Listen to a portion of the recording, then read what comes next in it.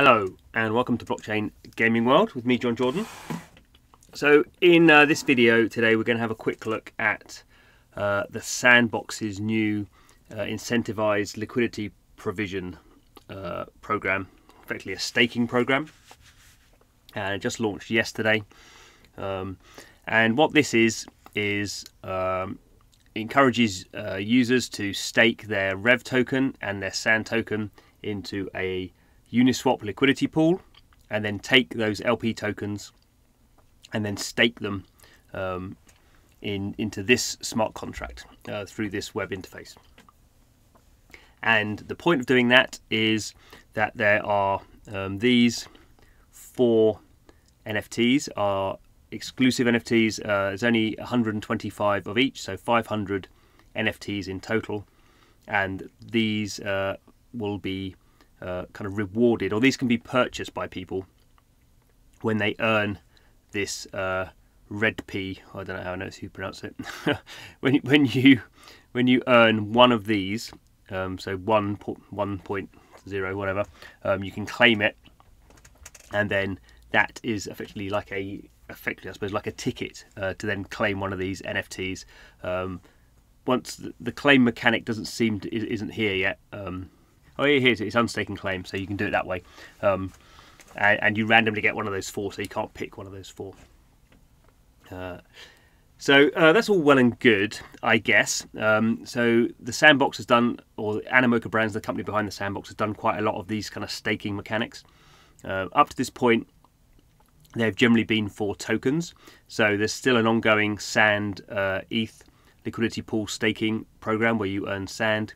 There's been a few examples where you can stake the REVV token into the F1 Delta Time game, which is the tokens for that game and other motorsport games. But you can stake the REVV token and gain access to some of the special modes, and also you can actually stake some NFTs in F1 Delta Time and also earn REVV, or you have been able to in the past. So Animoca is quite keen on these sort of models.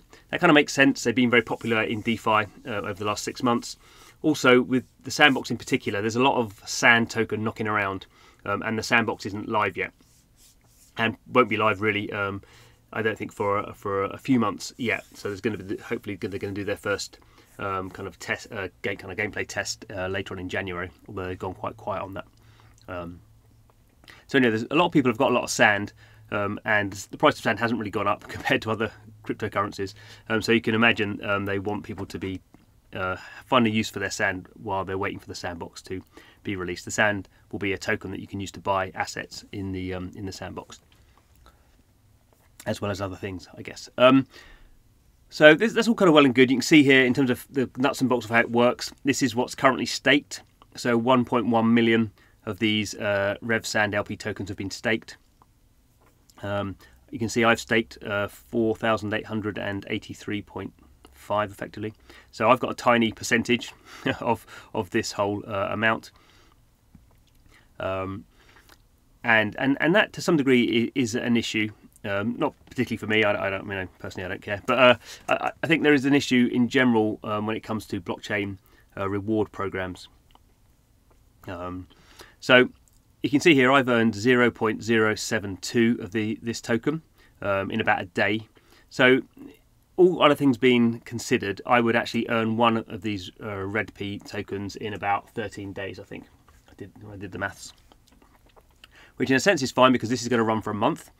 The thing I'm not very sure about, and has not been made very clear, is how quickly these 500 NFTs can be mined out effectively, or is there a cap on how many wallets? You know, if you mine through one wallet and you get, say, two of these REVV tokens, can I mine 2 of them? Can I claim 2 of them? It's not been very clear.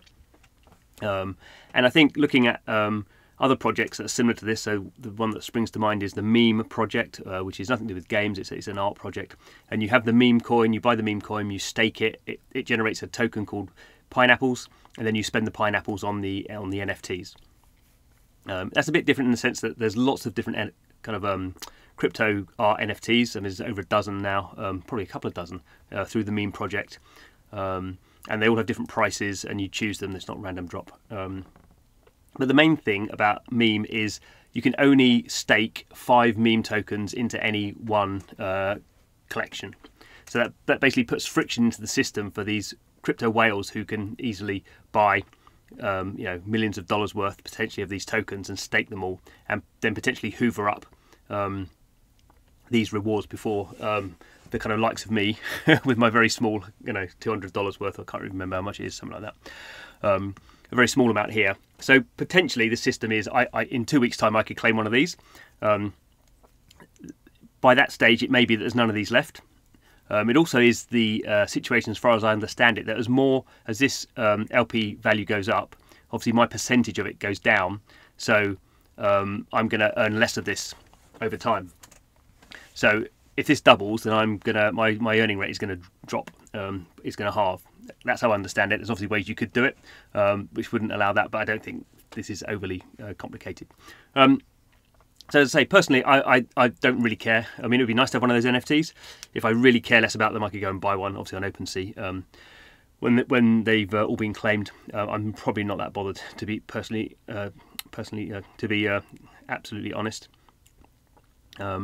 But I think that there is an issue around incentivization models in blockchain in general and in blockchain games, and it is a way of thinking of systems of game theory where the people with the most value don't just come in and get all the good stuff. Particularly when it comes to minting NFTs, because those are when it's just tokens, then it's kind of fine. You get the tokens as a proportion of what you've put in there, and everyone gets more tokens, sort of thing. With the NFTs, the point of NFTs is they're different and they're unique, and obviously they've set this up in a way where it's not a infinite number of NFTs, which they could basically keep minting the NFTs until the time period is up. But they've not chosen to do that. They've only had 500 of these NFTs, which obviously makes them more valuable. But then obviously, if you're not putting things in place to stop the crypto whales snuffling them all up, which is generally what happens all the time, then I don't think... I just kind of think these things can be done better. I'm not particularly complaining at the Sandbox here. I think in general it's a pretty interesting project, and I'm quite interested in getting involved in it. But I think blockchain games in particular will have to kind of think ways of putting steps in place to gate crypto whales. That could be just randomness sort of stuff. I mean, crypto whales, in any system, are always going to have an advantage because they've just got more value in the system. And if you have more value, then obviously you're at an advantage, no matter really how you structure that system. Because crypto whales, I'm sure with meme, just put their meme. If they have 100 meme, they just create 20 wallets and do it that way. But at least that's forcing them to do something and to spend kind of time and generally people who have a lot of value don't have a lot of time, so that's kind of actually quite interesting. Time and money is obviously a interesting balancing act. Anyway, that's just what I was thinking about today. I will come back if I ever get to one of these REVV tokens and can claim one of these things, then I'll certainly do that. And I do think in general it is a really good system. It encourages people to keep hold of tokens. It encourages retention, and obviously you could go through various series of releasing different NFTs, in kind of like seasons, or in kind of like you could lock tokens into battle passes or something. There's lots of different things you can do. We're obviously at the very early stages of this sort of thing, but if we don't think about incentive mechanics, then we're never going to kind of improve the situation, which I guess is what we should be doing. So that's the video for today. Thanks for watching. The channel's all about blockchain games, so if you like that sort of stuff, please do subscribe. But thanks for watching, and see you again soon.